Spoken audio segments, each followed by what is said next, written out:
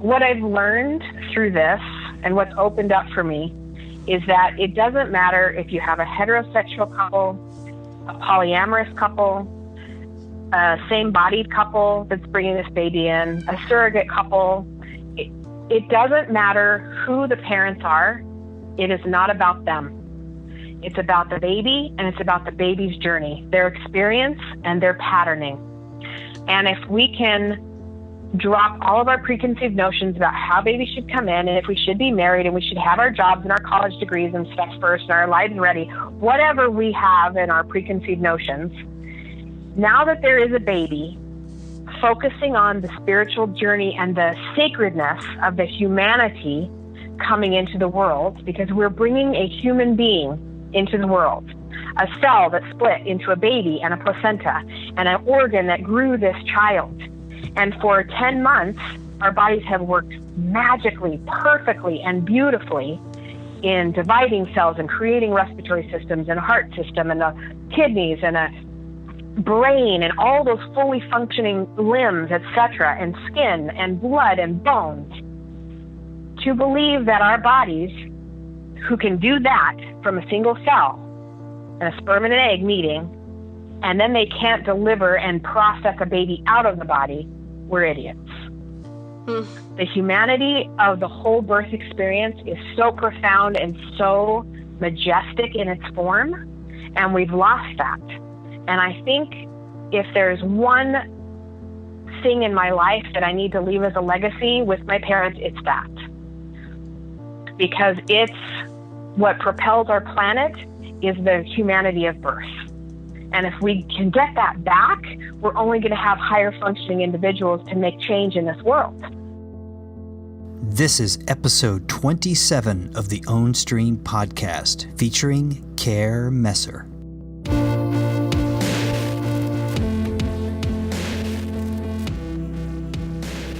Welcome to the Ownstream podcast. This is Teresa Scoba. And I'm Stephen Shelley. And we just hung up with Care Messer. Wow, what a fantastic conversation, and a really intimate one for us, I think, because we're talking about our reliving our birth story, the birth of Sophia's birth story, through our conversation with Care, who was our hypnobirthing instructor. And just, wow, as we had this conversation, I just realized, honestly, how pivotal she was and how important she was in our birth. And you can tell, I think, by listening to her and her delivery and her confidence and her determination and her clarity, that she's you can trust her. Sometimes you just meet people in life who have such clarity and such love with that clarity that you just know, oh, I can trust this person. I can trust this person. And in the forum that she teaches, she's teaching, in most cases, or many cases, I would think, people who have not been through this before, through the process of giving birth. And you need somebody like that. And in fact, I don't think I could teach what she teaches, at all, because she's just the right messenger. And you will, through the course of this conversation, she will share the experience that basically changed her whole life and pointed her in the direction of teaching a more natural, holistic way of birthing. And her story is, I can't imagine there'd be a dry eye in the house. It's so extraordinary, and it's so loving. But it's through that she has cultivated this wisdom and clarity, and why when she tells you the things that she tells you in class, it's just like, there's no doubt. Yes, I believe her. And from our experience, it wholeheartedly worked. Yeah, I mean, Care, through her own personal experience, was very much led as a calling to birth education. And that comes out in her own words. It's, as Stephen said, it's evident in the way she talks about how important this work is to her and how important the experience of birth is, and what she wants to give her families and the babies coming into the world. And, we've been wanting to cover this topic of birthing for a long time on the podcast, because we made a choice to have I guess it was a quasi-mainstream birth, and that we had our birth in the hospital, but we went through the hypnobirthing course with CARE in order to have a natural birth, and in order to have the birth experience that we wanted and wanted for Sophia.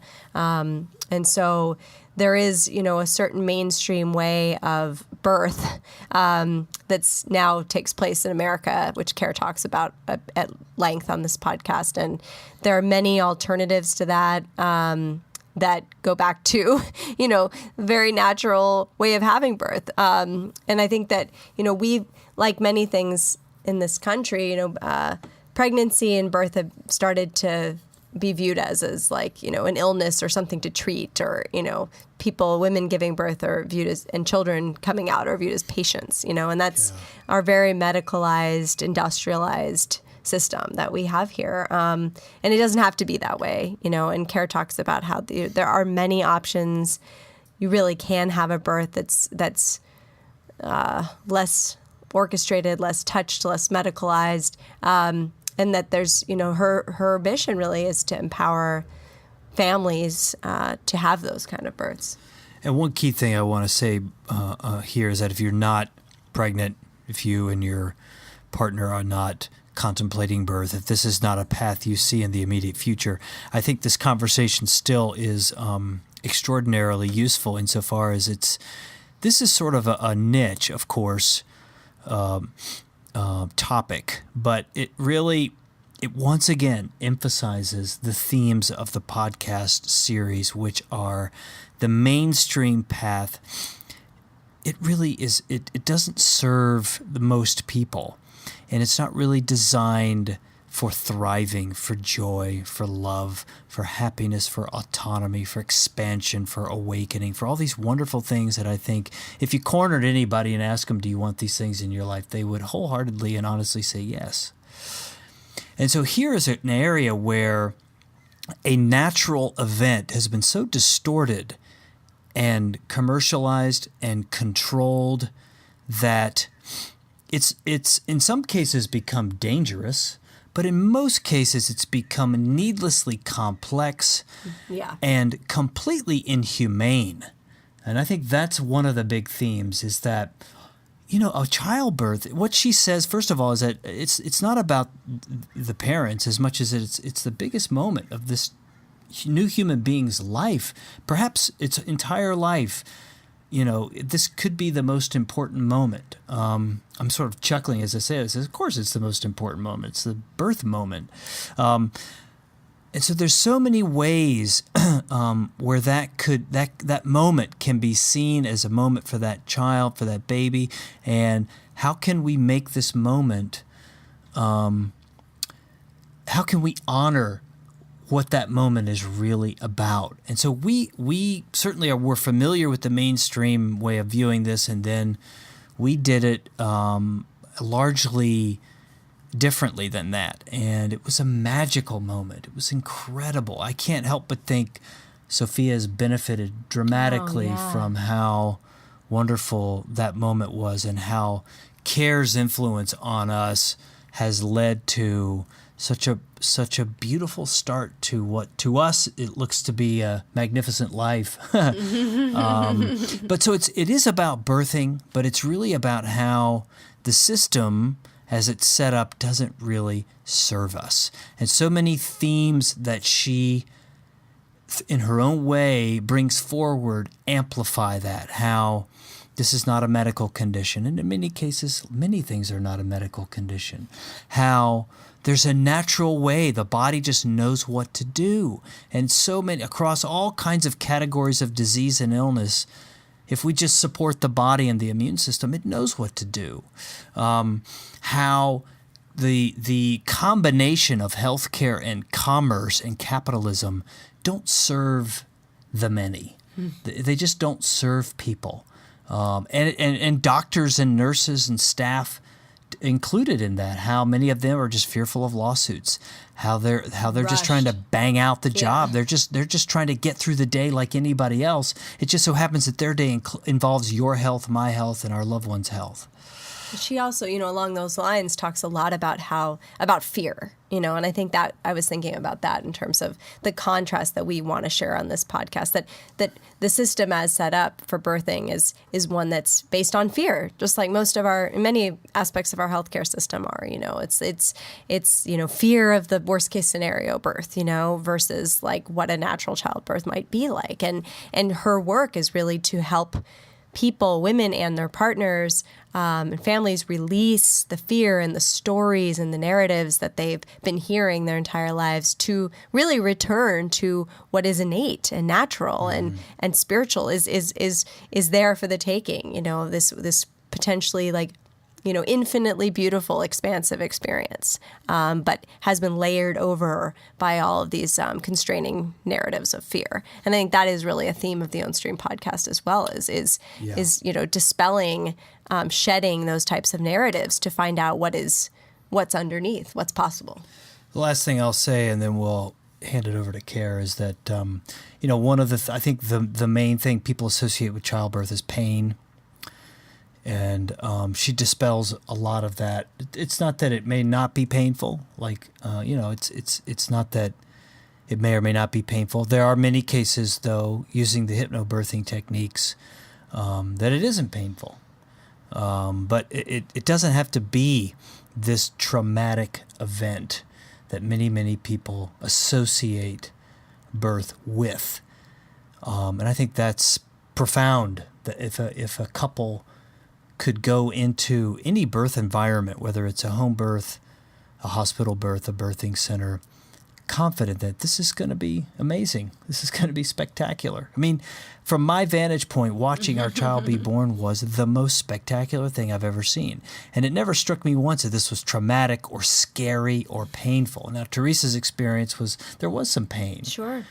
But it wasn't this debilitating, terrifying, horrible pain. It was here and there, and then it was gone.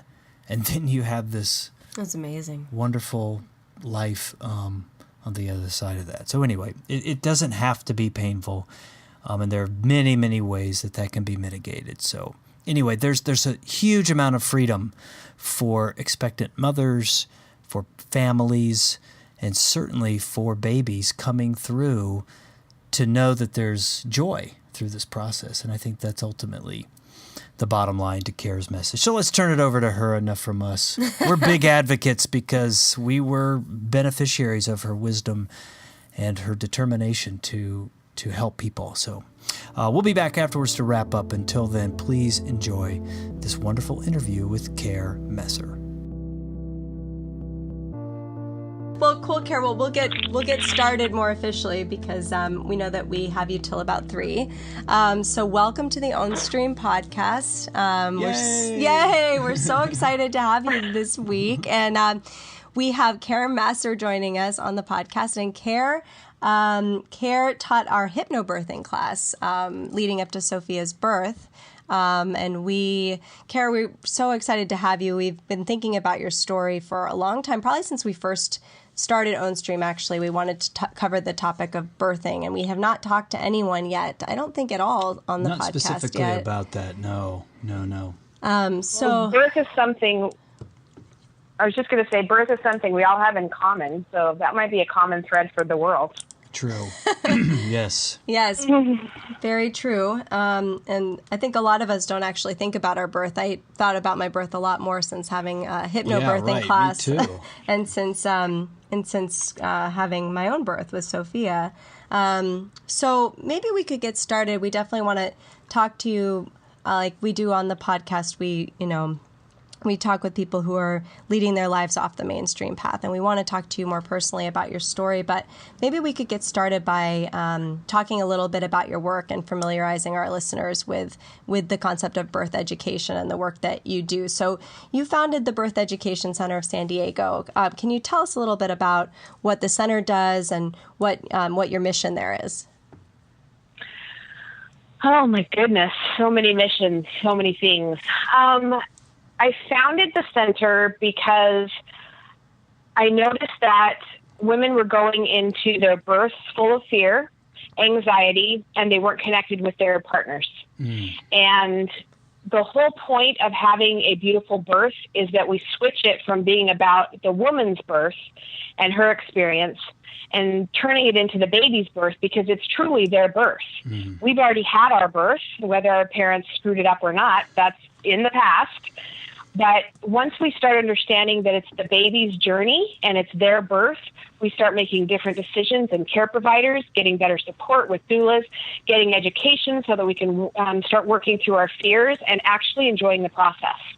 And my vision when I first became a doula was a center where you could have all different kinds of birth education, breastfeeding, newborn care, babysitting classes, CPR, anything that was birth related in one hub, where doulas could come train, midwives could host classes, and everyone could understand, no matter what kind of birth, whether it's medicated, not medicated, via cesarean, planned or unplanned, they could have and facilitate a beautiful experience for their babies. Mm-hmm. And hopefully we're on the path of that. I think we have pretty good results with what we're doing. So I love it, and I see them all over the country at some point. Mm. And so I guess, so using that as a lens to get into maybe what gave rise to this, I'd be interested to hear you kind of describe in your words kind of the mainstream way that birth happens and contrast that with what you've seen. And we can speak experientially about that too, because it's, I you know, our daughter's our only daughter, so we haven't had another experience, but based on what we've heard and know from others, it's very different kind of walking the path that you share versus what I think most people experience. Talk in your words about the difference between, quote unquote, the mainstream way of giving birth, if there is a kind of cookie cutter to that, which may not be quite accurate, but versus how you propose that it should and could happen. Yeah, America has a big business when it comes to birth. We're a capitalist country, and everybody makes money off certain things. I understand that. I get that. But what has happened with birth is that we've lost the intimacy around it. We've lost the instinctual behaviors around it, and we've lost a skill set of how to birth. And so a woman gets pregnant, she's super excited or terrified, and all she hears from all of her friends are horror stories. Mm-hmm. This happened, and it was horrible, this, and this, and blah, blah, blah, blah, blah. And you'll want that medication, and you'll want this, and it would, but then they keep talking about all the trauma that they experienced. Mm. And in the way our medical system is set up, we're set up to manage care and quickly, and women pretty much go in a box.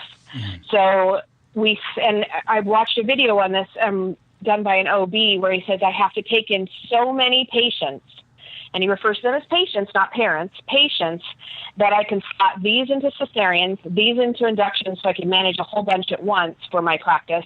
And these natural birth ones are just crapshoots, because I never know when they're going to go, how they're going to go, whatever. And I'm not going to typically be at their birth anyway, because I work 9 to 5, and I'm only at the hospital, 2 24-hour shifts a month, and the rest is going to be a hospitalist. But women do not know that. We have this vagina loyalty to our OBs. Mm-hmm. And so when we get pregnant, we just think we'll stay with that OB and they'll manage our care and we'll have a birth. And a lot of us don't get any education around that and realize that we're actually the consumers with this birth, and we have a ton of options. And if we don't explore those options, we typically sign up for induction. And if our body is not ready for induction, that increases our risk of cesarean. Mm-hmm. Some of us just think, just sign me up for cesarean because it's easy, I have to get back to work, and I know the date. But we don't understand that it's major abdominal surgery, and there can be a ton of complications from it for ourselves and our babies. And if we don't have to go there, it's an easier recovery, and it's less trauma, usually for both of us, mom and the baby.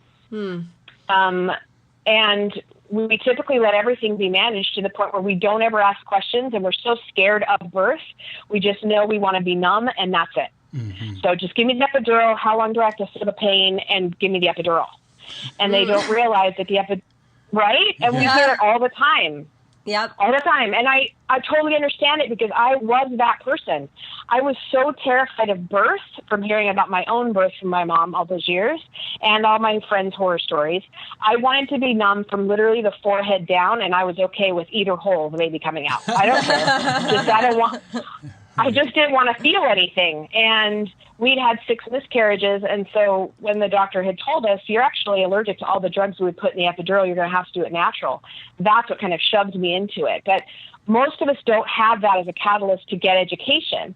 And if we take a hospital class, they're pretty fear-based and they're very patient-based. And we just see how we're going to manage your care when you're here. So we turn over all of our power to care providers that may not have our best interest at heart. And the problem is I don't believe hospitals are bad, and I don't believe that our care providers are evil in nature. I just believe we train our medical providers to do it a certain way to lower risk for lawsuits and for trouble. And our care providers see everything hit the fan at some point, and that is a trauma to them. So if they can prevent it by managing, and over-managing sometimes, they will. And it puts us back in that box of, well, I'm putting you in this box. Yeah. When we're human beings with different experiences, different gifts, and different ideas of how we want our birth to be. And the system is really set up for medical stuff. And every year we lose more moms and babies. We don't advance with all of our technology because one intervention can lead to a whole slew that gets us into a really scary situation. And a little bit of intervention, staying home longer during labor, getting the right support, all of that can sometimes, and a lot of times with our moms, eliminate all that. And if baby needs something different, they know how to go with the flow of it, make friends with their staff, and build a beautiful team while they're at the hospital to go with that flow of what that baby needs. It's different when you look at it from the baby's birth experience and perspective than if you're looking at it from your terror of fear.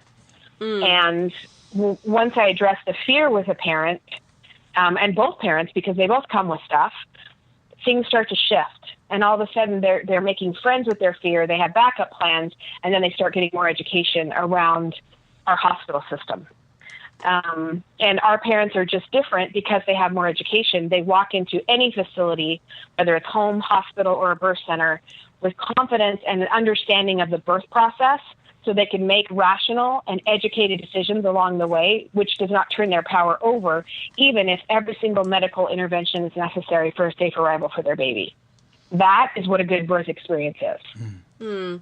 Yeah, I mean, we definitely ended up in your course, and we found you in the CAP Wellness Center because we were looking for that. You know, like I exactly as you said. My own mother had talked about how painful her labor was. She talks about 21 hours of labor and how painful it was, and how she was, the epidural, basically the relief of the epidural. And I'd had so many friends who, even who had a lot of, kind of natural diets or natural ways of living, who also just said, oh, it's so painful, you have to get it, we instinctually, we don't access the medical system that much in general. We eat very healthily. We have a skepticism around the motives of the healthcare system in all kinds of ways, related to the way our families have been treated for different chronic diseases, cancer, heart disease, and otherwise. And so we came with a skepticism, and we also just came with a desire to have a birth that would be where we wouldn't be treated like patients, where we wouldn't be treated like pregnancy was a disease, where we would be able to have a natural experience, and that Sophia, then the baby, could have that too, and so that is exactly why we ended up in class with you. So maybe we could get tell us a little bit more about what. We took hypnobirthing with you. Maybe a little bit about what that is, and some of that information and knowledge that you talk about empowering parents with. Yeah, I think one of the high points of hypnobirthing, because when people hear the word hypnobirthing, a lot of times they're scared off because they think it's mind control and it's hypnosis, and how weird is that? And it's really about deep relaxation and trusting the instinctual capabilities of your body. Right. And one of the high points in hypnobirthing that I have really taken a liking to and done so much research with, that I give to my parents, is the baby's experience from conception forward is impacting them as a mammal. And whether we're baking our baby in fear or love is a lasting, lifelong effect on that baby. the patterns that we set during their birthing experience are patterns they will carry with them for the rest of their life. Cesareans carry different patterns. Inductions carry different patterns. Cesareans by anesthesia, when the mom is knocked out, carry different patterns. There's so much even about the baby, the way they're treated afterwards, whether they're right to skin with their parents, whether they're talked to, whether they're left in the NICU by themselves for weeks on end, where every touch they experience is pain instead of loving and cuddling and eye connection and bonding. All of those make up the baby's experience. And we talk about that in class 2, and that kind of starts to shift the mindset of the parents. And all of a sudden they're starting to envision, what would I be like coming out and what would I want? Because babies honestly do not care if they're born in a hospital, a home, or a birth center, or a car for that matter. It's what's the feeling in the room? Am I loved? Am I safe? And am I taken care of? Because that's the imprint you want to instill on this new baby. And a lot of times in hypnobirthing, I find that parents' biggest fears happen to them at their birth or during their conception. I had one dad come in, just literally, he could not stop talking about, well, I can't miss this birth. Well, I can't miss this birth. I'm like, do you work out of town? Are you military? He's like, nope, but I can't miss this birth. And every time we would talk and interact, something would come up about him abandoning his baby. And I pulled him aside after class one night and I said, can you tell me about your birth? And he, rattled it off as much as he knew. You don't really talk to your mom about vaginas much, and I get that. But he said, my dad was called away at the last minute and was at a conference when my mom went into labor, and she had me all by herself. The family was on the East Coast. She was terrified, blah, blah, blah. And I went, so that's why you're so worried you're going to miss your baby's birth, because your dad wasn't there for you. And he looked at me, and I was like, you're not going to miss his birth. You're going to be there. And everything, like, he just started to cry, and he's like, I missed that. Where was my dad? And all this stuff kind of came up for him that he didn't even know was there. And if people even could talk to their kids and listen to their kids between 2 and 3, sometimes 4, just while they're playing with their toys, they'll start talking about, I remember being in your tummy. Or if you ask them a question, do you remember your birth? And they'll say stuff like, my head was bonked.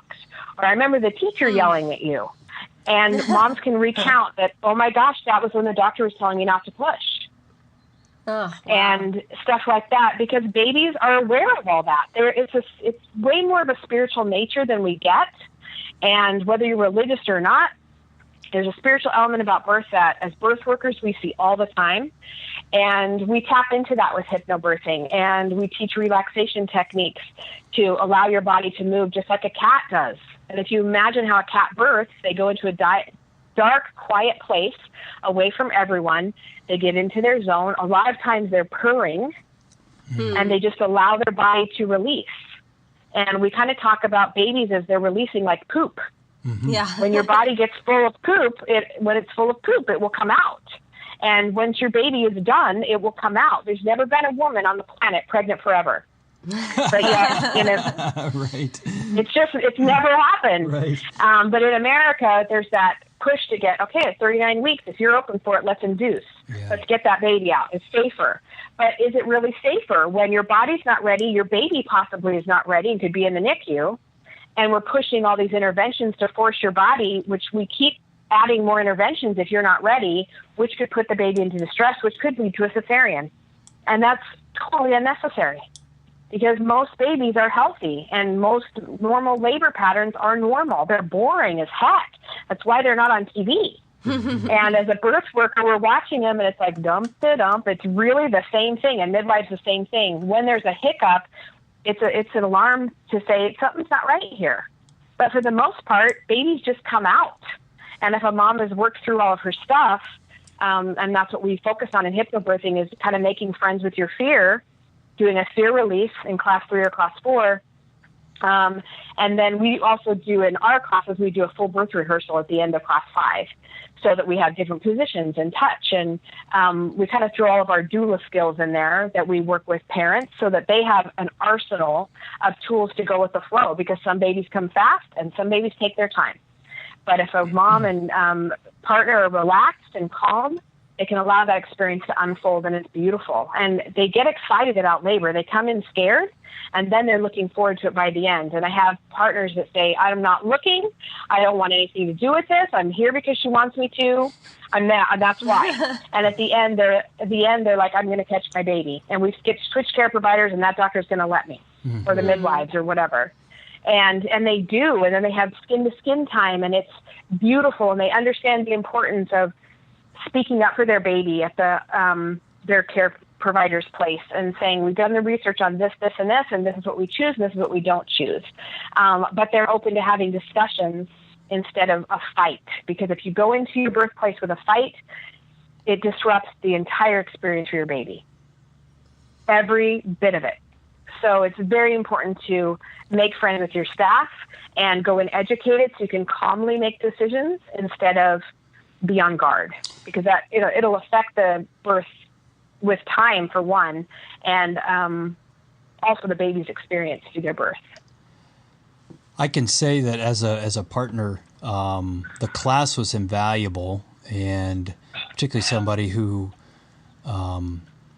guys don't talk about this. I imagine maybe girls probably do. I mean, if you're pregnant, you're talking to your friends about what was the experience like, but we don't talk about that with each other. I mean, I can't imagine. I went in there.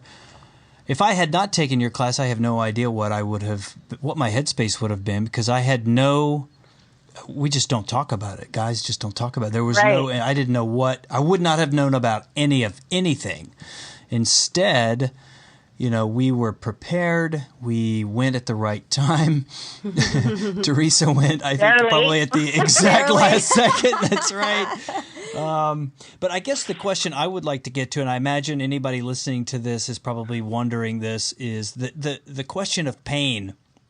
And is pain inevitable in a birth for the woman? Is it just going to happen, or is it optional? I think that's what most people associate with birth, is just, pain. It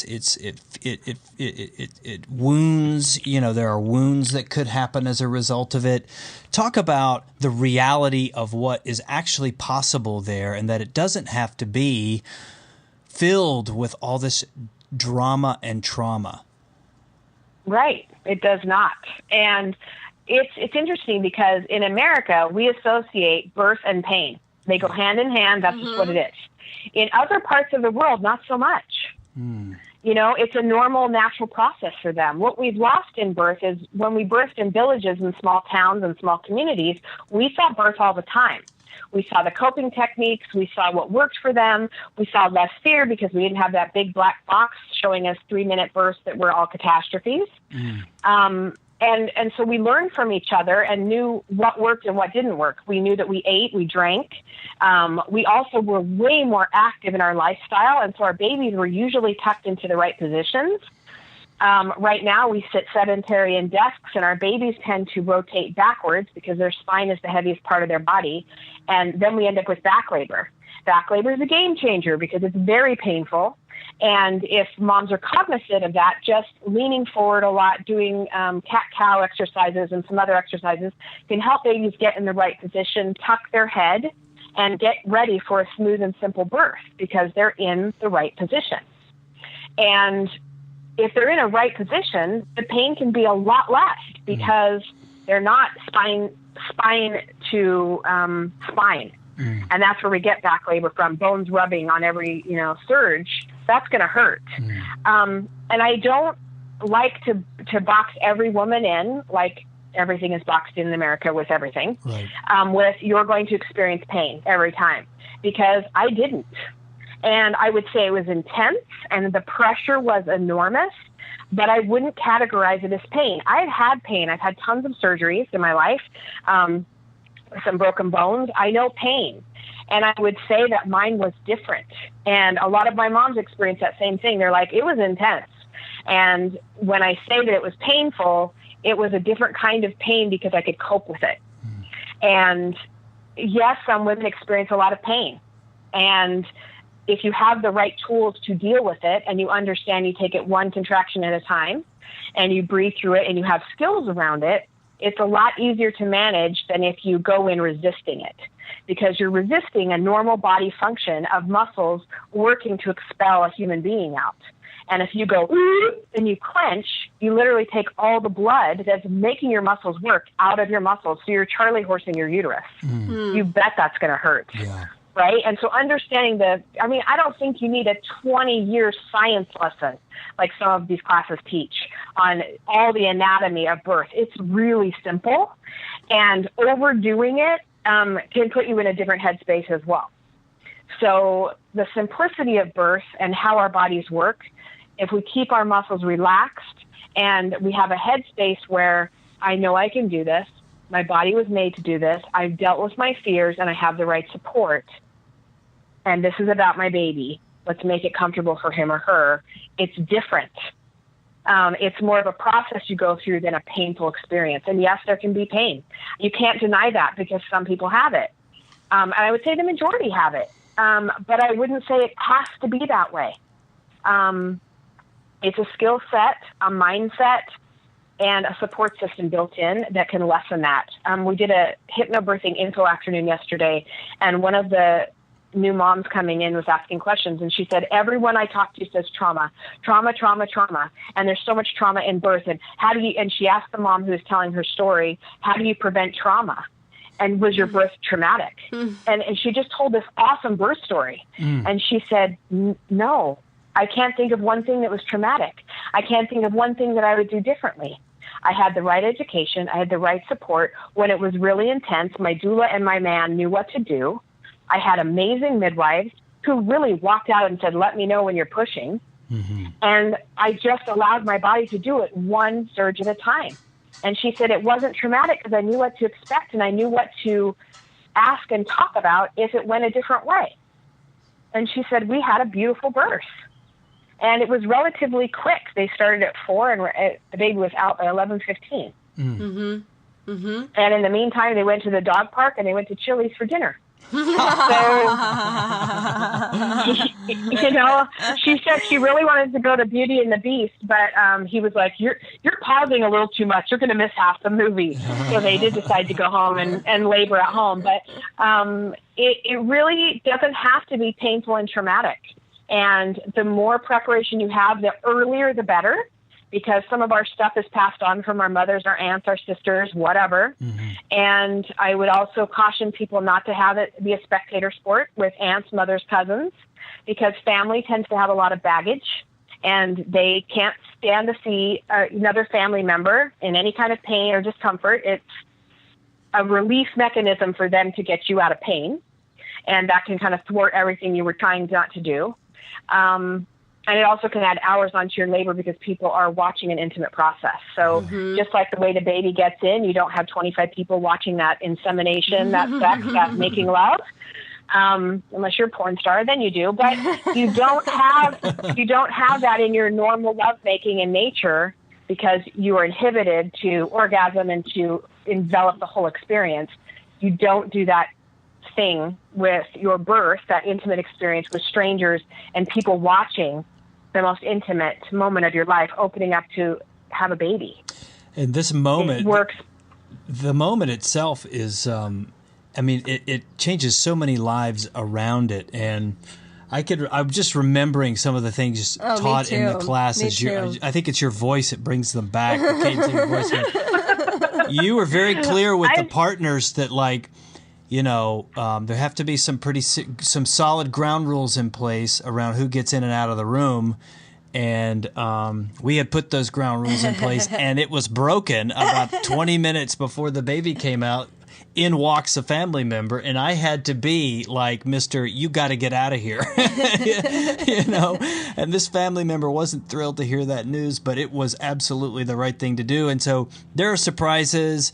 Anything can happen because that moment is so powerful for so many people. And it's true that, like, being informed and educated ahead of time, even on the margins, like, that wasn't like a huge moment, I don't think, but had that person been able to come in and suddenly involve herself in this moment, it could have really hamstrung And things. thankfully, I mean, I was thinking the same as you were talking, Kara. I was just sitting here nodding about like, oh, that's exactly right about our birth experience, thanks to your class, because we felt really prepared. We, you know, like I did have a lot of intensity and some pain in my contractions, but like I knew exactly what was happening. I knew how to breathe through them. We stayed at home, you know, till the last possible minute we could. And we had a doula. We had a doula, you know, us. And when we got in the hospital, I mean, I didn't even know that family member had come in until after the birth because I had the 40 blanks. 40 blanks? Is yes. that what they're called? Oh, Yeah. that was the most. That was the best thing. I still tell people that is like the most important thing. Just I didn't know who was in the room. There were like a team from the NICU in the room or something because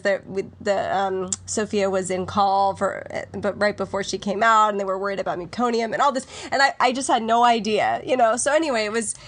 I love what you're saying because even though, you know, Stephen said guys don't talk about it, but what women, my experience at least, was that, you know, the women I talked to just told me how painful it was, you know. So I had all of that, you know.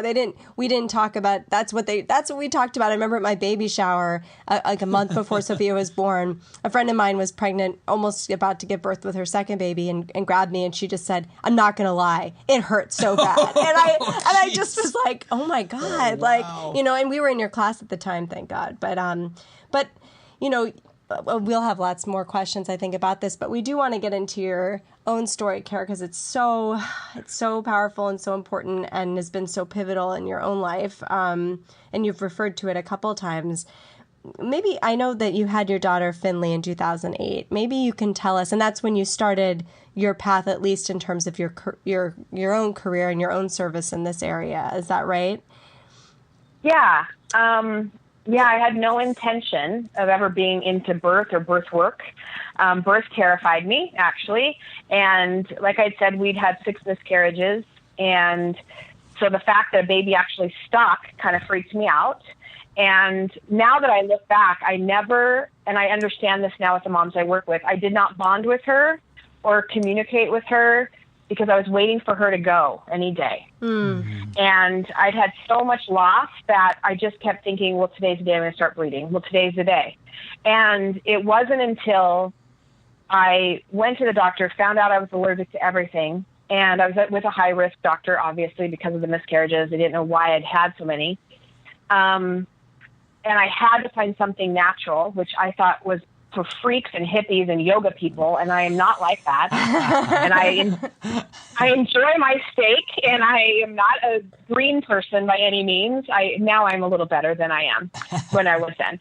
But and I didn't like to read, and my niece sent me the hypnobirthing book, and I was like, "Are you kidding me? Do I seem like a relaxed person? This is so not going to work for me." And she said, "The way I see it, you don't have a choice." And my baby slid right out, and it was amazing. And I was the first person who said they had a good birth. And I wanted something so bad to help me because I was terrified and petrified that I started to read. And with 100 pages, I was like, oh my gosh, people have done this for millions of years. People are still doing this in places where they don't have an epidural cart. I got to drink this Kool-Aid. So it became my Bible. And I got a doula, I got an educator, took the classes. We had also adopted a little girl. She came to us when she was 5, and at that time she was 11. And I wanted her to be a part of it. I think I scarred her for life by making her watch all those vagina videos. But it's okay. She's never gotten pregnant, so it's fine.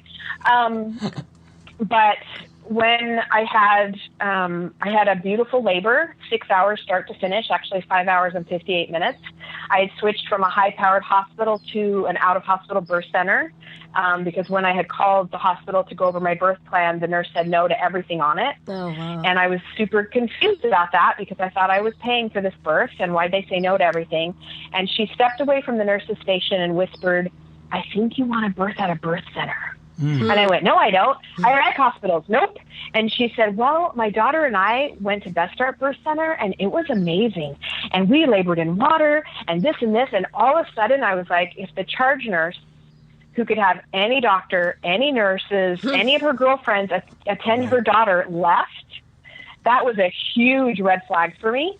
And it would change the whole course of my birth. I had amazing midwifery care. The senior midwife in San Diego was the one who was at my birth. Her name's Roberta. She's amazing. She doesn't deliver babies anymore. She just does clinicals. But that birth was laboring in water. I had 2 pushes, and she fell out. Finley wasn't breathing very well when she came out, and they gave her oxygen and stuff, and I got her onto my chest, and I had 4 hours of skin to skin with her, and I was very adamant about wanting skin to skin. I was very adamant about not being induced, and they said you only have till 42 weeks, and then you have to go to a hospital, and they're going to suggest induction, and I was like, nope, not doing it. Babies will come. I know she's supposed to be delivered here at the birth center, and I was on day 42 when my water released. And so I was like, see, I told you I was going to birth here. Like, I knew it, but everyone else was like skeptical. And I had 4 hours of skin to skin. I had my best friend there, my husband and my 11-year-old, 2 of my favorite midwives. And it was amazing. And I was blissed out. I was in awe that they didn't have happened. And Finley still wasn't latching, and she wasn't breathing well. So after 4 hours, they said, you know what, we really need to transfer you to Children's. They had already called. They'd already done all that. They hadn't told me until they pulled up, which was really good because then I wasn't in panic mode. We went to Children's, and within 3 days, they said that, and she had been hooked up for the whole 3 days and on life support. There was a change when she was being transported in the ambulance, and they told us that she was brain dead and wasn't going to live. And that was such a game changer for me, because inside I was like, there's no way a loving God would let me hold a baby, like get one out of my body and then take it away. There's no way. And I really struggled with that. And my husband had to show me the CAT scan results because I didn't believe that she was going to go. And one was of a normal brain and one was her brain, and her brain was just dark gray. There wasn't any moat. There wasn't any patterning. It was just dark gray. And the first thing I said, and we had been working with the care providers at the hospital amazingly, never left her side. We did 12-hour shifts, even when they made us, we were supposed to leave for an hour during rotations. We still wouldn't leave, and they were great with us. And I said, I want to hold her. And it took 11 people. First of all, they said no like 20 times. And I wasn't going to take no for an answer. Like, you just told me my baby's dying and now you're not going to let me hold her. And it took 11 people to get her on my chest. And I held her still for 2 hours, because that's the length of time I could, because none of her PICC lines would move. We'd have to reset them. And the one thought that kept coming to my mind is that even if she goes, I gave her the best birth ever. She came into this planet loved, in a warm environment, simple labor. If a mother could give a gift to a baby, I did it. I can check it off my list. She's okay. And if she chooses to stay, she chooses to stay, because at that moment I realized she wasn't mine anyways. And none of our kids are ours, really. We foster them and let them grow into their own human beingness. Of course, it would kill me if she left. But she had a beautiful birth, and I had that to fall back on. And the NICU stay was good and all of that. We ended up taking her off life support on day 8, and we wanted to bring her home so that Angie could be around her, because she hadn't seen her since the birth. And we did what we thought was going to be our last photo shoot, where we'd cry in between and then pose as a loving family. They were amazing pictures for no photoshopping. I have no idea how they turned out so good. And we had hospice care at our house, and Finley, I'd never put her down. For 6 weeks, my husband never asked to hold her. And if there's one gift that man gave me, was that. He would change a diaper, and then she was right back in my arm. I slept with her, I licked her, I cuddled her, I smelled her, and I thought if she goes, she's going right here with my heartbeat. And after 6 weeks, I had some kind of premonition that she wasn't going anywhere. And I told the hospice nurse, I don't think she's going anywhere, and I think she's staying. You're going to think I'm crazy. And she said, actually, I don't. You need to call the pediatrician. And Finn, and I was kind of shocked that she waited 6 weeks to say that to me, but I had to bring it up. She couldn't obviously bring it up to me in case she did die, and then she had given me hope. But Finley turned 9 in February, and she's amazing. She has cerebral palsy, epilepsy, and unexplained brain injury. She doesn't walk, talk. She eats by syringe. We have to hand feed her at every feeding. She loves hip hop. She loves pom-poms. She loves all kinds of music. She has the best giggle in the whole wide world. And she is the sweetest soul you will ever meet. And she is the reason I teach. She is the reason I get up in the morning. Well, both my kids are. She is the reason that I need parents to understand it's not about them. Because the one thing every mom comes in with is, what if my kid has autism? What if my kid has 3 heart chambers? What if my kid has whatever?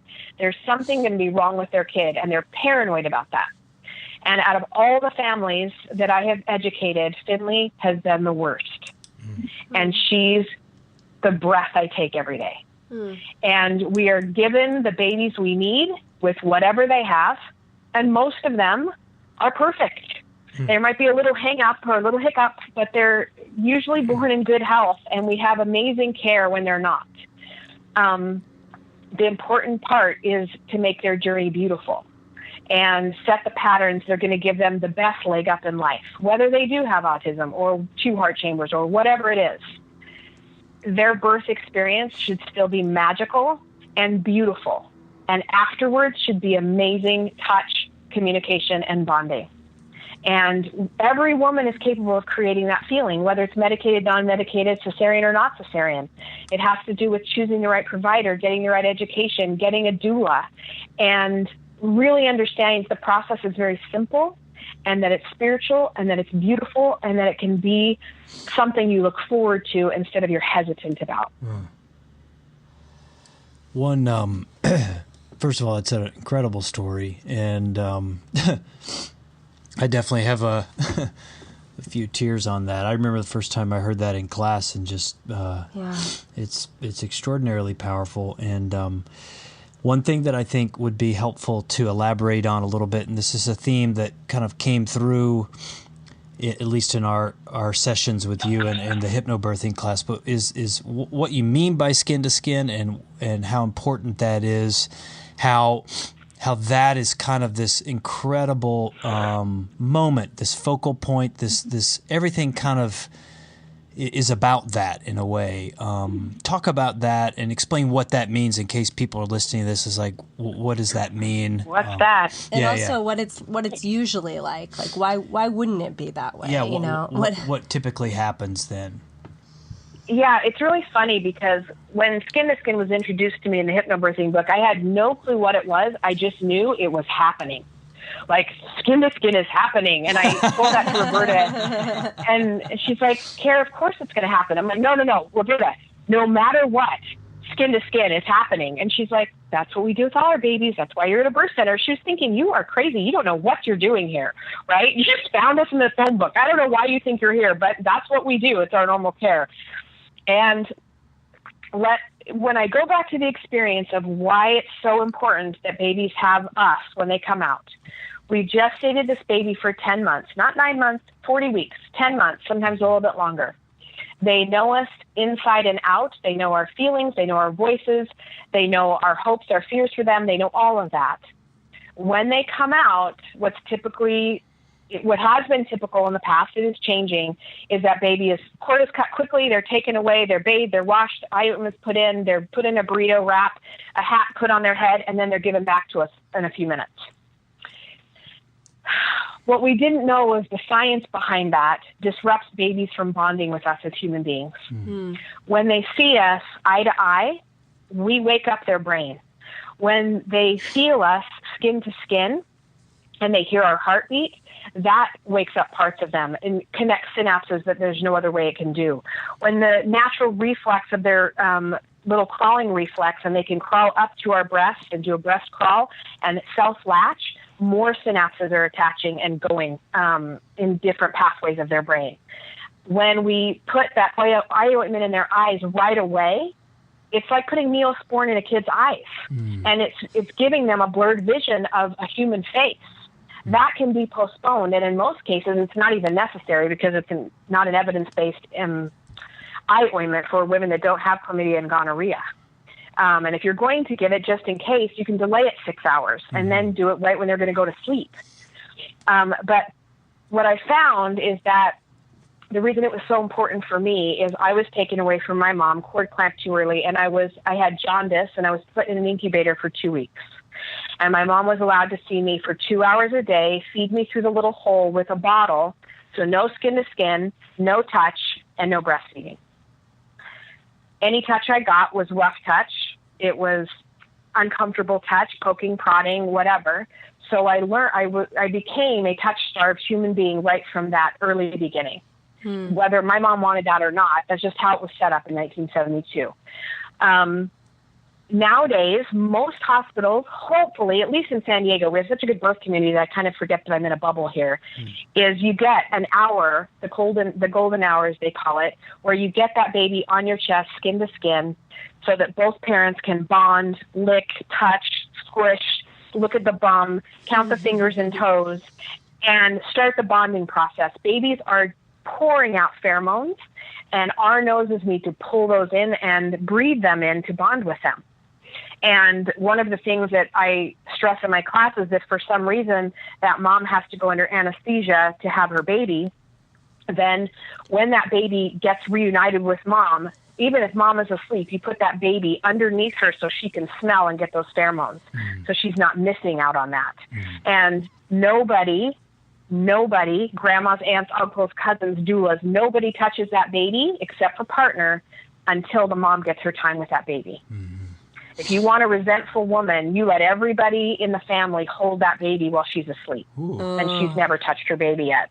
It's not okay, and it's done all the time because people don't know. And I understand they don't know, but they need to know, and the educators need to know to teach it. But what's commonly done is that babies whisk away. The delayed cord clamping is not happening. Delayed cord clamping means as much of the baby's blood comes back into their body as the placenta is very smart. It withholds some of that blood, a third to a half of their blood supply as the baby is coming out, so that while they're transitioning into a respiratory system and real air from coming from water to air life, their body, the placenta, will still pump oxygenated blood into their bodies. So they're getting two sources of oxygen as they're transitioning. It's what we've done since the beginning of time. But once we got scissors and plastic, we changed things.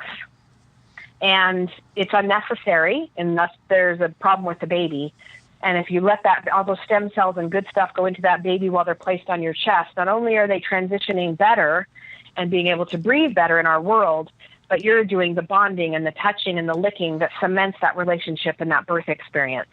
That's another reason that a gentle cesarean or a family-centered cesarean is so important. But if the baby comes out by cesarean, they immediately have to close up mom, so they're going to clamp the cord really quickly. Babies whisk off to the warmer. Those rooms are very cold, so they prevent germs from breeding in the OR rooms. But doctors that are practicing gentle cesareans let the partners be in there the whole time. Their music is playing. They're calmly talking. The doctors are not talking about their vacations and what's coming up next weekend. Instead, they're talking to the parents about the birthday that's about to happen. The parent goes over to the warmer with that baby. They do a quick 2-minute check, and then that baby is returned to mom in the OR to have direct skin to skin. They'll put a blanket on and a hat on, of course, because it's so cold in there, but mom gets that skin-to-skin time with her baby. And I know with Dr. Kapp, a lot of times that baby is nursing before they even leave the OR. That's how a baby should be born. And if we're going to do it surgically, we can still do it beautifully. And it's very rare that doctors will do it. 1, because of time constraints. 2, because hospitals are like, it's too much of a risk. What if something happens?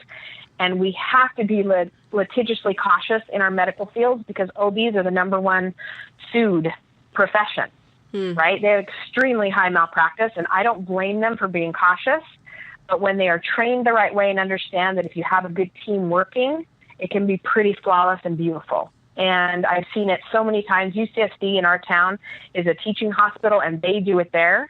and they'll even allow the doula in the room most of the time with the couple.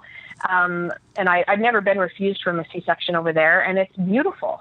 I can take pictures and facilitate, any questions that they have and be a support. And if the baby does need to go to the NICU, partner goes with the baby and I stay with the mom. So she's never left alone. That continuity of care prevents trauma. And the consumers are the ones that are going to have to drive that eventually by talking about the trauma they experienced so that it can change. And a lot of times we don't talk about the trauma because we don't want to revisit it. And so we blow off doing the survey that the hospital sends us and we just ignore it. The birth workers hear about it and we help them work through it with their second and third babies, right? But since the hospitals don't get a Yelp review about that, nothing changes. If we start putting that trauma and those things online after we've tried to discuss them with the hospitals and our care providers and get it changed, things are going to change because nobody wants a bad review because that's going to cost them money. Right. And that's why they don't like me a lot of times, because I do talk about that. And we get parents to switch to hospitals and care providers that prevent that. Because if I can prevent trauma in a birth, I'm going to do it. I don't care who I offend. And I want my parents to be happy with their birth experience because it happens one time. And that's really important. We only birth a couple times in our lifetime. And it should be fantastic for us and our babies. Even when it's not our perfect plan, it should still be beautiful.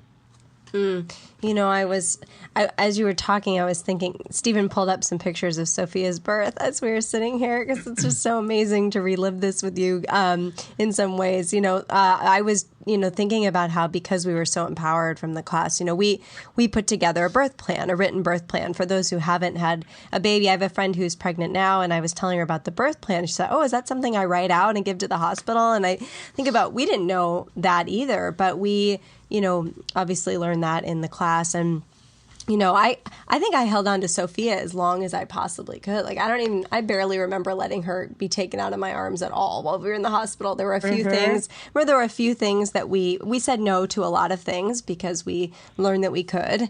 But the things that we said yes to were so strange. Like, I remember she did a hearing test and they put these big headphones on her ears. I mean, the whole thing just felt so strange. But we ended up having a really good experience because we were able to, shape it because we were empowered with that. And you've said a lot of things about, I know that, the type of birth that you teach and that you educate parents about is, you describe it on your website as evidence-based, and you've talked a lot about evidence as you've been talking through this. So one of the reasons we ended up in a hospital was because we thought that would be safer, right, than a home birth.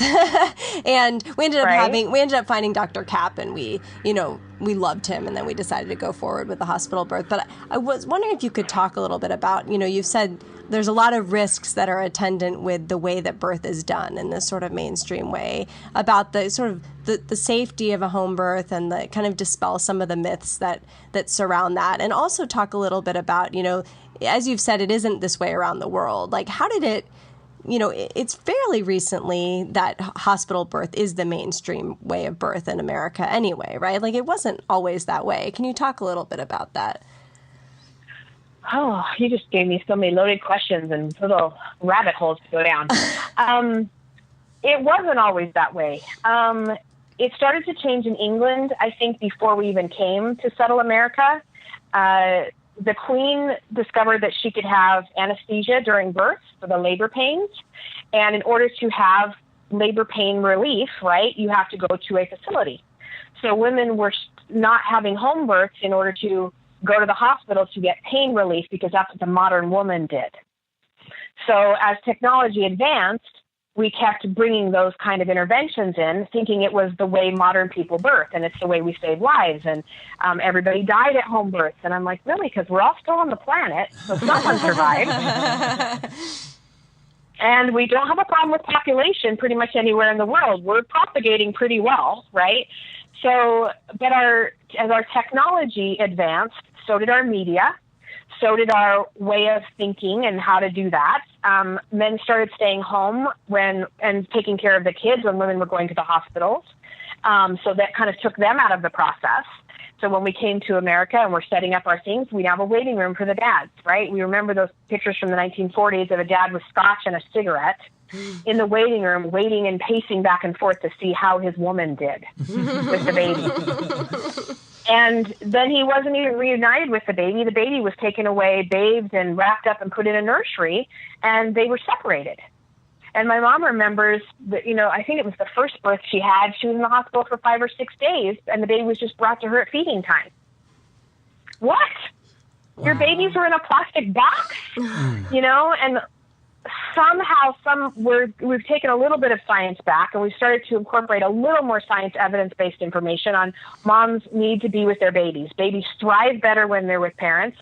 If you had 2 twins and one was cold and one was warm, if you put both those babies on mom's bosom, the side where the baby is cold is going to heat up, and the side where the baby is hot is going to cool down. So that the babies get the right regulatory temperature from the parent's chest. It's just very important to kind of get back to the old school way of doing things. I don't think we should birth in caves with furs and stuff. We do have a little more technology with that. But is home birth safe and our birth center safe? You bet they are, because midwives only take low-risk moms. And if they risk out because of elevated this or elevated that or something's not right with the baby, then they are transferred to a facility that can handle the medical care that baby and that mom need.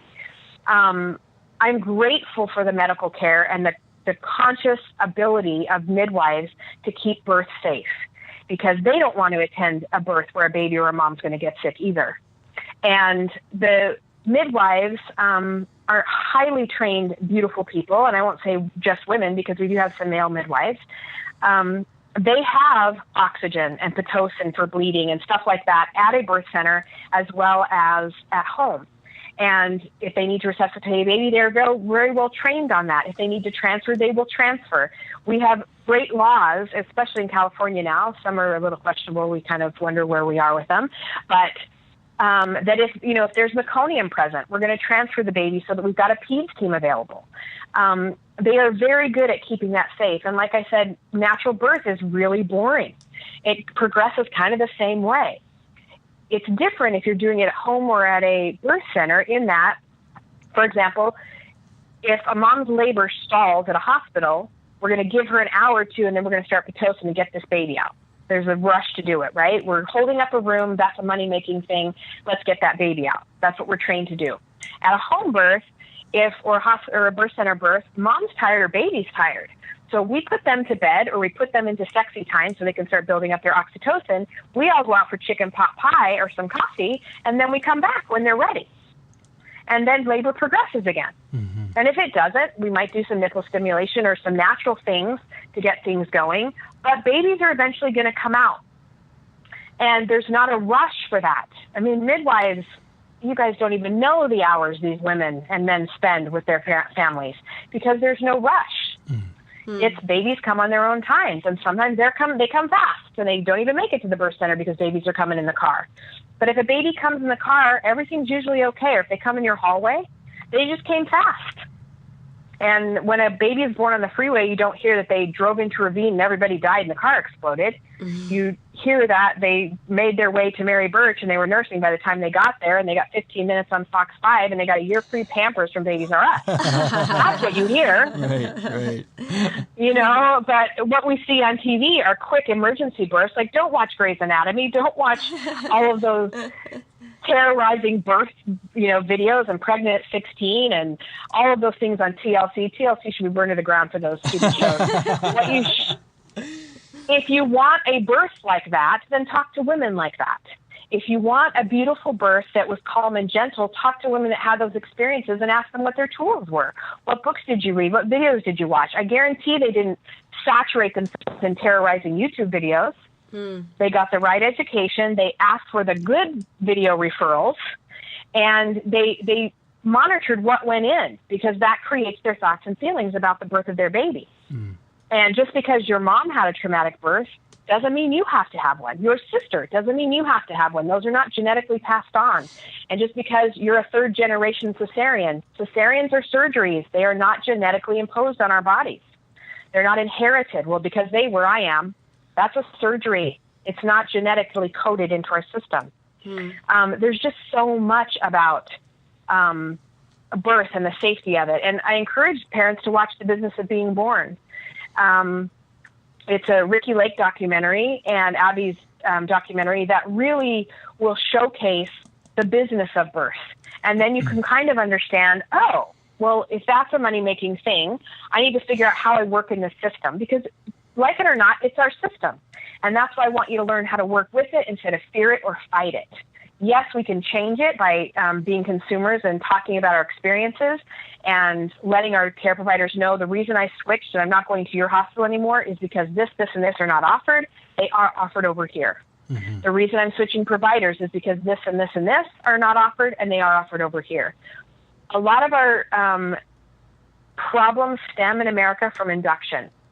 We are pushing babies out too early for non-medical reasons, but more of, aren't you tired of being pregnant? Or I'm going on vacation when you want me to, I'll be delivering babies on these 2 days because I'm on call. There are a lot of reasons that we get for induction, early induction, and that has made the Wednesday before Thanksgiving the biggest birthday every year in America, every single year, because we start inductions on the weekend so that we have the next weekend off.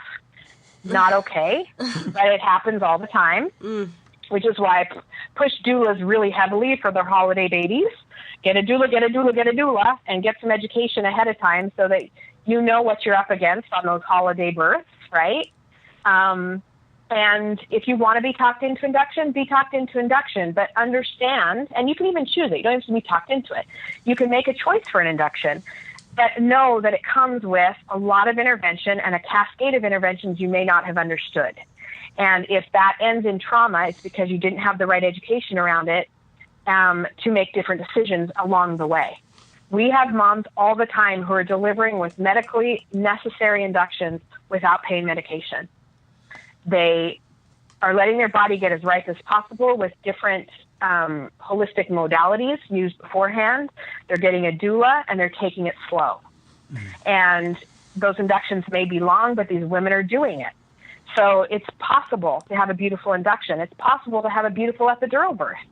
But the epidural as a pain management tool, if you're using it as a crutch because I don't want to feel anything and so you don't get any education around birth, but you're full of fear, it does not mean that just getting numb is going to make that a beautiful birth experience. Because your fears can still hold your baby and your body from progressing because your cervix is super instinctual and it's there to protect your young. That's how we've survived on this planet. If there's tigers looming outside the cage and you're in labor, it's going to stop at 4 centimeters until the men come back and put you in the back of the cave and keep you safe, and then you're going to drop a baby out. Because those tigers, whether they be actual tigers or fear of hospital interventions, your mother-in-law showing up, whatever, those tigers, the modern-day tigers, can hold your body from progressing even if you're numb from the nose down. Fears are connected to your cervix. And what goes on in your head connects with your body. And it's really a simple process to figure that out ahead of time, but we need more education around that earlier in the game. And I would love to start teaching that in junior highs and high schools instead of here's a condom, here's a banana, don't get pregnant. Because there's and taught by the tennis teacher, right? That's what you should be teaching us about birth and stuff. Well, it's been striking me as you talk throughout this conversation about how the way of mainstream birth in this country is really tied to the sickness of our mainstream life in so many other ways. Rushing to give birth, the seeking profit in the industry. Like getting back labor because you're sitting at a desk all day. Rush. Being in a rush to get a cesarean because you want to get back to work. I mean, God, the insanity. And I just thinking about the other allusions you've made to birth as a spiritual experience and birth as a natural way of living, and that our podcast is really about how we've gotten so far away from who we really are, and I'm just curious, we have some questions we use before we ask everyone before we wrap up, and I know we need to, though we could talk to you for much longer. If you could talk a little bit about this path for you as a spiritual experience, because I know that your experience with Finley, I think certainly seems to have been, and I'm sure has been since, but just how how you see, how you've seen birth and experienced birth in that way, and how the work that you're doing now as a calling is related to your spiritual path. Oh my goodness, it is my spiritual path. I don't even know how to describe it in words. What I've learned through this and what's opened up for me is that it doesn't matter if you have a heterosexual couple, a polyamorous couple, a same-bodied couple that's bringing this baby in, a surrogate couple. It doesn't matter who the parents are. It is not about them. It's about the baby, and it's about the baby's journey, their experience, and their patterning. And if we can drop all of our preconceived notions about how babies should come in, and if we should be married, and we should have our jobs and our college degrees and stuff first, and our lives ready, whatever we have in our preconceived notions, now that there is a baby, focusing on the spiritual journey and the sacredness of the humanity coming into the world, because we're bringing a human being into the world, a cell that split into a baby and a placenta and an organ that grew this child. And for 10 months, our bodies have worked magically, perfectly, and beautifully in dividing cells and creating respiratory systems and a heart system and the kidneys and a brain and all those fully functioning limbs, etc., and skin and blood and bones. To believe that our bodies, who can do that from a single cell and a sperm and an egg meeting, and then they can't deliver and process a baby out of the body, we're idiots. The humanity of the whole birth experience is so profound and so majestic in its form, and we've lost that. And I think if there's one thing in my life that I need to leave as a legacy with my parents, it's that. Because it's what propels our planet is the humanity of birth. And if we can get that back, we're only going to have higher functioning individuals to make change in this world. And we need some change, folks. We all agree with that. But we can't let technology take over the humanness of us being human. We already let our cell phones guide our life, and our cell phones are freaking big brother. When with Alexa in our bedroom, everybody's watching us all the time.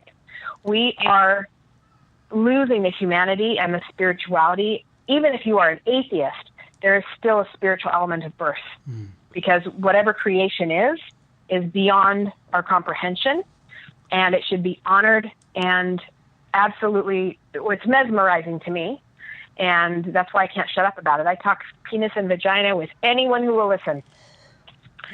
But it is all about the baby. It's all about the baby. You haven't said cavernous vagina yet, by the way. I have not. I don't want to freak out your listeners. Well, I want to say cavernous, loose, floppy vagina is what I want to say.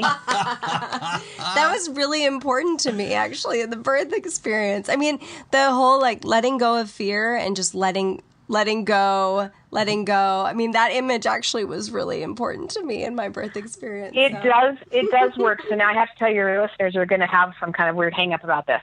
So in my classes, I teach that because a lot of us are afraid of tearing, and we're afraid of this tiny little vagina hole expanding to host a baby. And we don't think it is possible. It is possible because it's nothing more than erectile tissue, because we have an innie penis and you guys have the outie penis. The same tissue, it's just and about the same function. When it gets erect, it expands and allows a baby to come out. So the visual I give my parents is a manta ray, loose and floppy and going with the flow of things. And if they can imagine their vagina as a loose, floppy, cavernous, ginormous, enormous, instead of this tiny, tight hole, it's much easier to imagine it loose and floppy and expanding to let a baby out. And so my poor parents that live in San Diego, every time they go and feed the stingrays at SeaWorld, they're actually feeding vaginas. And they literally, I get more pictures of little toddlers feeding vaginas at SeaWorld than I get of any other picture now text to me. And what's funny is they meet up in groups that they went to birth class with. And so they get to the manta ray exhibit. They're like, oh my gosh, it's vaginas. We have to text it to CARE. And so I see all their toddlers with food and the vaginas, going over and taking the food. So it's kind of, I think that my next tattoo will have to be a manta ray, because that's what everybody knows me by now. Well, we're more or less out of time. We have 3 kind of quick questions we like to ask every guest. Do you think we could spend a few minutes and go through those very quickly?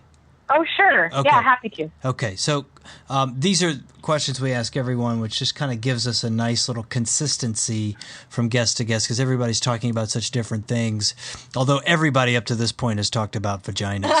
So Right. That's been one very common theme. Of course, That's right. because that's what we do. That's what we do. So question 1 is, what book or books, up to 3, would you recommend that every human being should read? I would read Wayne Dyer's Excuses Be Gone, because it blows your mind with all the crap that you believe about the world. I would read, I'm a Wayne Dyer kind of fan, so I would also read Change Your Thoughts, Change Your Life. It's a book of essays about the Tao Te Ching. I would also read Untethered Soul by Michael Singer. Anything that helps humans expand who they are and understand that they're a spiritual soul in a physical body really helps lessen the load and the burdens that we have here on Earth. So those would be my top 3, and I study them all the time.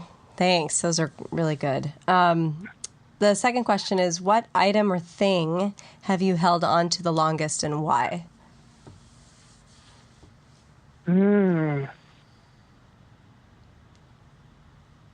You know what? It's a memory of a thing. I had a little black baby doll given to me when I was 5, and whatever magic that little doll had when I pulled her out of the box literally shot me with the feeling of home like I've never experienced it in any other place in my life. And I lost her at 6.5. She was actually taken from me, and I've never forgotten the memory of what she brought to me. So she might not be a physical thing to me. I still carry her with me, and I don't know why, what that meant to me at that time. But I've only had that feeling recreated one time, and she was just magic for me. So I would say that little doll. Interesting, yeah. Huh. And then the final question is, what have you learned in the last 30 days that you think every person should know? Oh, my goodness. Why didn't I know this ahead of time? I can't answer. It could be recently, something that it doesn't have to be 30 days, just something that you may have learned in the not too distant past that you feel is very relevant and people should know about. You know what? My lesson has been in lately is I'm not good to anybody else unless I take care of myself first. And being a caretaker, I caretake every other human being in my life, and everybody always needs from me, and I always give to them, but I find myself very depleted. And that's actually how I found cuddling. We talked about it a little bit before the call. I needed human touch. And I just didn't realize that was what I've been missing my whole entire life. And I knew where the origin came from, but I didn't know there was a platonic way of getting in touch without expectation. And I learned boundaries through that. And I think being able to say yes or no to people in taking care of myself and letting it be just, no, that's not going to work for me, with no explanation, and letting them deal with it. The people that are with me now say, thank you for taking care of yourself, or thanks for letting me know your boundaries. And they're okay with me saying no, and I'm okay with them saying no to me. Because as caretakers and as humans in this world, we're only good if we can be a hell yes to help somebody. If we do it with resentment behind it, it's not genuine. And that, I don't want people to help me if they're not genuinely wanting to help me. And I don't want to help people if I'm not genuine, because I'm not giving them my all. And I learned that through the cuddling and the boundary setting, which is why I'm teaching it now. So I guess that would be my boundaries, and being okay with setting them to take care of yourself, because that takes care of others, actually, which is really interesting how it works together. Yeah, very important. Well, I guess that's it in terms of our time. Let us know, Kara, where people can connect with you online and anything you'd like folks to know about that's coming up for you. Right now, birtheducationcenter.com is the easiest way to get a hold of me, care at birtheducationcenter.com. We're getting ready to open up a new website with new themes that's coming, and more media stuff, which I'm really excited about because we can educate more that way through YouTube and stuff.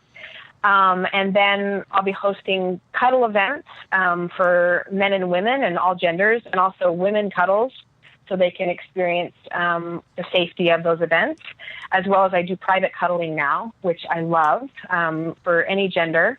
And I'm trying to think what else. Oh my gosh, there's so much. The one thing I'm really excited about that's coming up is I'm going to start doing cuddle connections with my couples after they've had babies. After babies come, the moms tend to be touched out and they're over their partners and they just want alone time and no touch. And their partners, whether they be men or women, are touch-starved and deprived and still sleep-deprived and are still helping with babies, but they're not getting their touch needs met. So I'm creating a curriculum where I can get my couples back into class. We're going to talk about platonic touch, negotiation, and boundaries. And we're going to start getting back into intimacy in a way that's agreeable for both parties. And I'm so excited about that. And that was spurned by dads calling me saying, what the heck? I love the birth. I love the pregnancy. I love my woman. Where is she? I miss her. It's been 10 months. And what's funny is that what Stephen said is that dads don't usually talk about birth. They really don't, except after they've had a good birth, they can't shut up about it. And I get more and more women coming into class saying, this guy at work wouldn't leave me alone till I called you. And that makes me so happy that they're actually, the vagina wall has been broken and they're chatting with everyone about it. And we have more Yelp reviews on San Diego hypnobirthing on the Birth Education Center from males than we do from females, which I think is awesome. Yeah, that's cool. So, that's the best way to get a hold of me. And the coaching calls will be coming up soon so that if people need individual coaching, we can do that as well. So I'm excited. This is my life's work, and I'm so glad it came to me the way it did. Well, you're great at it. There's no doubt about it. I mean, boy, if there was ever a person on the right path, you are absolutely aligned in doing it. It comes through loud and clear. It was really, really funny because I used to remember Oprah saying, you'll know your life's path, and when you find your passion, I always thought, that's not going to be me. I don't even know what it is. And I remember watching her shows over and over, am I supposed to be like Nate, to be an interior designer? I don't know what to do. And she said, all you have to do is be open to it and keep pursuing what makes you happy. And I didn't know what I was doing. I just said, okay, I'm open to it. And I remember reciting that all the time. I'm open to my life's path. Please show me. And it literally was just the timing and the circumstances. And then it went whoop, and everything has clicked into place ever since. So I just think that's how it works. So I thank Oprah for that because it kept me open to it. Yeah, that's great. Well, Kara, thank you so much. Thank you for having me. It was fun. I miss you guys. Great. Oh, I know. Really great. I know. Really great. All right, that's it for this week's Ownstream podcast. Thanks so much for tuning in. We hope you enjoyed this fantastic interview with Kara Messer. Be sure to check out the show notes for this episode for links to everything mentioned, including the Birth Education Center, all the books and other resources discussed, and more. All of that can be found at ownstream.co/Kara Messer. That's ownstream.co/CAREMESSER. Also, before we let you go, please sign up for our weekly tip-off email at ownstream.co and just click the sign up button in the upper right-hand corner. This is where we share each Monday 3 cool things we've learned in the last week in the areas of lifestyle, business, and spirit. This could be an amazing quote, individual, tip, or tool designed to bring you more freedom and power in your life. So definitely sign up for that again at ownstream.co and just click sign up. Finally, please find us on Facebook at facebook.com Ownstream and be the first to know about new podcast episodes, new blog content, and cool stuff related to our personal journey. Also, we're on Twitter at Ownstream and on Instagram, where we post regularly at own_stream. Thanks so much, and we'll talk to you next week. Thanks for listening to the Ownstream podcast. To learn more and connect with us, please visit ownstream.co or follow us on Twitter at Ownstream and Instagram at own_stream.